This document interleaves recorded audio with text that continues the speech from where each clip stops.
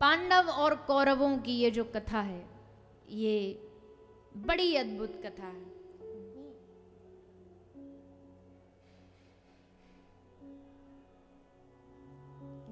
पांडवों की और कौरवों की ये कथा शुरू हुई। कैसे शुरू हुई? ये शुरू हुई जब पांडवों के साथ कौरवों ने अन्याय किया। अन्याय क्या किया? दुर्योधन ने कहा कि हम राज्य नहीं देने वाले, हम राज्य का एक हिस्सा, एक टुकड़ा भी नहीं देने वाले। अब कहाँ जाएं, किसके पास जाएं? पांडवों ने सोच लिया कि भैया इसकी जो मर्जी, पर भगवान ने कहा नहीं, युद्ध करो, इसके लिए युद्ध करो, मैं तुम्हारे साथ हूं।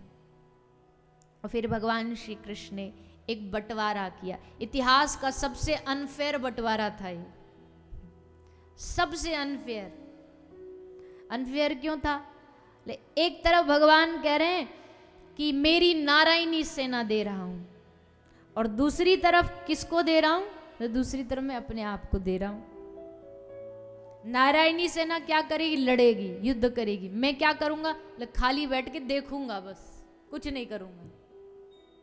बोले प्रभु कुछ तो जरा, कोई दुख संकट आए तो एक आध बार तो धनुष बाण उठा लोगे? बोले नहीं, प्रतिज्ञा है, शस्त्र नहीं उठाऊंगा पूरे युद्ध में। हाँ, मैं बाण से नहीं। कृष्ण ने महाभारत का युद्ध जितवाया बाण से नहीं, वाणी से, अपनी मुख की वाणी से। मैं जो जो रास्ता दिखाता जाऊं, बस तू चलता जाना। मैं कहूं राइट तो राइट, मैं कहूं लेफ्ट तो लेफ्ट। हाँ, तू जहां कहेगा मैं वहां भी चलूंगा। इस दुनिया में पहला एक ऐसा मालिक और नौकर, दास की जोड़ी है, जहां नौकर मालिक को कहता है अब सीधा घुमाओ, अब उल्टा लेके चलो, अब रथ रोक दो।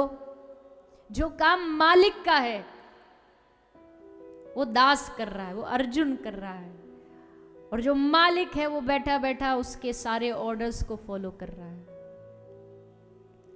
भगवान कहते कोई मुझे दास भी बनाए तो मैं तो दास बनने को भी तैयार हूं। तुम में हिम्मत तो हो मुझे दास बनाने की, बना के तो देखो। दो भाग में सेना बट गई, एक भाग में नारायणी सेना और एक भाग में श्री कृष्ण। पूछा अर्जुन को तुझे क्या चाहिए?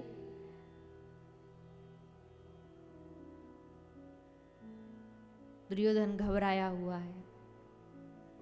सेना मांग ली तो हार आज ही पक्की। पर भगवान को चाहने वाले भगवान को छोड़ के कभी कुछ और नहीं चुन सकते। एक बात मैं हमेशा यहां कहती हूं कि भैया देखो, चुनाव सबके पास होता है। क्या चुनना है ये ऑप्शन सबके पास है। यहां जितने बैठे और दुनिया में, जगत में जितने लोग हैं, सबके पास अपना अपना ऑप्शन है। तुमको चुनना क्या है? तुमको पाप चुनना है, पुण्य चुनना है, अच्छाई चुननी है, बुराई चुननी है, सत्संग चुनना है कि कहीं जाकर के पार्टियों में नाचना गाना चुनना है, हरिद्वार आके कथा सुनना है या किसी दोस्त की शादी में जाके नाचना है। ये सारे चुनाव आप पर हैं। कोई दुनिया में इस चुनाव में कोई कॉम्प्रोमाइज नहीं। अब चुनो तुम, और जो तुम चुनोगे परिणाम वही मिलेगा। कोई बिरला होगा भगवान को चाहने वाला कि जब चुनाव की बारी आती है तो संसार को नहीं, वो संसार बनाने वाले को चुनता है। और अज्ञानी वो रह जाते हैं जो संसार वाले को तो भूल जाते हैं और संसार को चुन लेते हैं। संसार वाले से कोई लेना देना नहीं, संसार को चुन लेंगे। यही गड़बड़ होती है। इसलिए चुनाव बड़ी समझदारी से करना। जब भी चुनने का मौका मिले, संसार, जगत या जगदीश, तो हमेशा जगदीश को चुनना। जगत को चुनने वाले धोखा खाते हैं। एक महात्मा जी के पास एक आदमी गया, जाके पैरों में गिर पड़ा। संतों के पास लोग प्रणाम करते। महात्मा जी बोले क्यों प्रणाम कर रहा है, ऐसा क्या है हम में? उसने कहा महात्मा जी आप बहुत बड़े त्यागी हो, आपने घर छोड़ा, संसार छोड़ा, आपके त्याग को प्रणाम कर रहा हूं, आपके त्याग को प्रणाम। महात्मा जी ने कहा अच्छा त्याग को प्रणाम कर रहा, ला तो तू अपने चरण दे, मैं तुझे प्रणाम करता हूं, मुझसे बड़ा त्यागी तो तू है। अब वो ऐसे सोच में पड़ गया, भाई मैंने क्या त्याग दिया। तो महात्मा जी ने हंस के कहा भैया मैं तो छोटा त्यागी हूं, बड़ा त्यागी तो तू है। मैं छोटा किस लिए हूं, मैंने तो इतने बड़े भगवान के लिए इतना छोटा सा संसार त्यागा, कोई बड़ी बात थोड़ी है। पर तूने इतने छोटे से संसार के लिए इतना बड़ा भगवान त्याग दिया, तो बता मैं बड़ा त्यागी कि तू बड़ा त्यागी। इतने छोटे से संसार के लिए भगवान को त्याग दिया तूने। उसको बात समझ आ गई कि महात्मा जी ने बाण मारा है, सीधा तीर मारा है। अरे जगत के लिए भगवान को अगर त्याग दोगे तो इससे बड़ा कोई लॉस हो नहीं सकता। अर्जुन ने श्री कृष्ण को चुना। कृष्ण ने कहा तो देख बेटा, तूने मुझे चुना, अब देख, अब मैं वो करूंगा जो दुनिया में कोई भी व्यक्ति ये नहीं कह सकता कि ये संभव है। पांडवों के विपक्ष में खड़ा है, पांडवों को धनुष विद्या सिखाने वाले श्री द्रोणाचार्य, पांडवों के विपक्ष में खड़ा इस दुनिया का सबसे शक्तिशाली योद्धा पितामह भीष्म, पांडवों के विरोध में खड़ा है सबसे बड़ा शत्रु जो अपना ही भाई है, जिसको शक्ति साक्षात सूर्य नारायण से प्राप्त हुई है, वो कर्ण, वो दुशासन, वो कृपाचार्य, वो कृतवर्मा, एक से बढ़कर एक धुरंधर थे। युद्ध शुरू हुआ। युद्ध में अनेकों बार ऐसा लगा कि अब नैया डूबी, अब नैया डूबी, पर कृष्ण आए और आके बचा लिया। जब जब लगा कि अब तो पांडवों का कोई मार्ग बचा नहीं, दुर्योधन ने भेजा दुर्वासा ऋषि को, ले जाओ महाराज, बड़ा चतुर था दुर्योधन, बार बार कोशिश करता है ऐसा क्या करूं कि ये पांडव ऐसे ही खत्म हो जाए। दुर्वासा ऋषि को भेज। दुर्वासा ऋषि कितना भोजन पाते हैं ये तो सब जानते ही होंगे। और भेजा भी कब, जब पांडव वनवास कर रहे हैं, जहां उनके पास कुछ नहीं है खिलाने पिलाने को। और भेजा भी कब, एकादशी के बाद द्वादशी का पारायण, द्वादशी के पारायण करने के लिए अकेले नहीं आए, दुर्वासा पूरी जमात लेकर के आए, साधुओं की, ऋषियों की, एक से बढ़कर एक भोजन पाने वाला ऋषि महात्मा आया। आकर के द्रौपदी को बोला बेटी सब महात्मा तेरे द्वार पर आए, सबके लिए भोजन तैयार करो, हम स्नान करके जल्दी से आ रहे हैं, जब तक स्नान करके आए भोजन तैयार हो जाना चाहिए। जी आज्ञा, जो आपकी आज्ञा। कह के दुर्वासा ऋषि चले गए। अब महाराज द्रौपदी ने देखा रसोई में एक अन्न का दाना नहीं। अक्षय पात्र भी द्रौपदी पाके साफ करके मांझ करके उस पात्र को रख देती है। और जब देखा कि सब महापुरुष इस दरवाजे से भूखे प्यासे लौटने वाले हैं, सो भगवान को पुकारा, आवाहन किया। जब भी लगा कि अब काम बिगड़ा या अब कुछ सहायता, सहयोग, सहारे की आवश्यकता, तो एक ही सहारा पांडवों के पास केवल श्री कृष्ण। पुकारा भगवान को। द्वारिकाधीश हंसते हंसते इतने ही दरवाजे पर रथ लेके पहुंच गए। द्रौपदी ने देखा सामने भगवान खड़े हैं, प्रणाम करती सबसे पहले अपनी विपत्ति बताई, प्रभु बड़े संशय में हैं, घर से श्राप मिल जाए उसका डर नहीं, पर घर से साधु भूखा जाए तो हमारा गृहस्थ धर्म को धिक्कार है, पर क्या करें, व्यवस्था है नहीं। भगवान ने कहा है ना तेरे पास अक्षय पात्र, ले ले उसमें से। ले प्रभु वो पाके धो करके स्वच्छ करके साफ करके उसको रख चुकी हूँ मैं। भगवान ने कहा ना ना ऐसा नहीं हो सकता, होगा उसमें कुछ बाकी। द्रौपदी ने कहा नहीं प्रभु, मैंने खुद अपने हाथ से उसको धो के मांझ के साफ करके रख दिया। भगवान ने कहा एक बार देख तो ले, हमको बड़ी भूख लगी है, कुछ तो दे दे। फिर भी द्रौपदी नहीं, तो भगवान ने खुद पात्र उठाया, देखा देखा तो उसमें एक चावल का दाना, बोले है ना, देख चिपक रहा है ना इससे, बोले इसमें क्या होगा। भगवान बोले अरे क्यों नहीं होगा, देखो अभी तुम। और लेके एक चावल का अन्न का दाना श्री ठाकुर जी ने उसको मुख में रखा, पाया, और पा करके एकदम भगवान तृप्त हो गए, पेट भर गया। और महाराज भगवान तृप्त हो गए मतलब जगत तृप्त हो गया। जब जगदीश जिनके उदर में जगत समाया है, अगर उसी का पेट भर गया तो जगत का भी भर गया।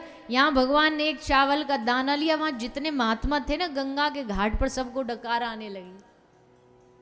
बोले भैया पेट कुछ भारी भारी सा लग रहा है।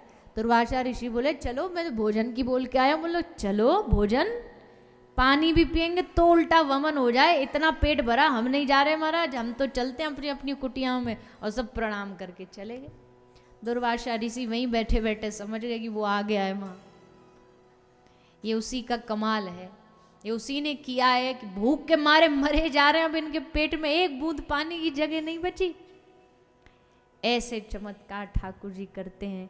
जब वो निभाने पर आते हैं ना तो सारे नियमों को तोड़ देते हैं।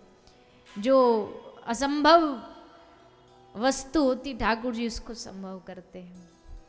तो ऐसा अद्भुत शरणागति का जो भाव है वो महाभारत का भाव है। अनेक बार ऐसा हुआ। और अंत में जब युद्ध विश्राम हुआ, दुर्योधन को भीम ने अपनी गदा से उसकी जांघ को तोड़ दिया। अकेला असहाय पड़ा था। अश्वत्थामा आया। अश्वत्थामा ने कहा मैं पांडवों को मारूंगा। अंतिम कोशिश अश्वत्थामा ने करी, पांडवों की जगह पांडवों के बच्चों को मार लाया। 5 बच्चों के सर काट के ले आया। जैसे ही श्री कृष्ण गंगा स्नान से वापस लौटे, पांडवों को वापसी लेकर के लौटे, तो जा कर के अश्वत्थामा को रस्सी से बांध के घसीट के लाया गया। द्रौपदी के सामने खड़ा किया। पूछा गया क्या दंड देना चाहती है। द्रौपदी ने कहा कोई दंड नहीं देना, छोड़ दो इसको। बोले क्या कह रही हो देवी, छोड़ दो इसको, ऐसे छोड़ने से थोड़ी ना, ये तो पापी है, दुष्ट है, इसको तो मार देना चाहिए।